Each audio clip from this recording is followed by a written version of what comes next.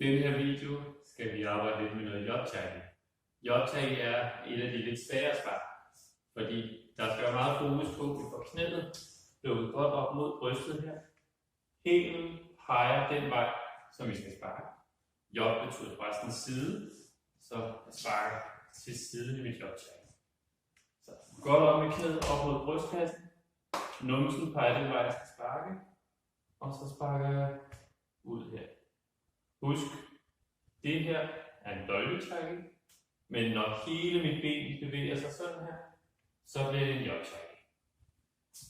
Brug gerne en stol til at holde balancen, det gør det lidt nemmere.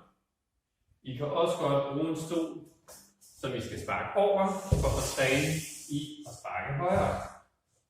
Så igen her, jeg kommer helt over med mit knæ godt op på brystet. Ballen peger den vej, hvor jeg skal sparke. Og sparker lige ud her. Herfra kan I bare stå og køre, og føle I er gode til det, så fjerner I selvfølgelig bare hånden fra stolen her. Prøv, husk, brug begge ben. God træning.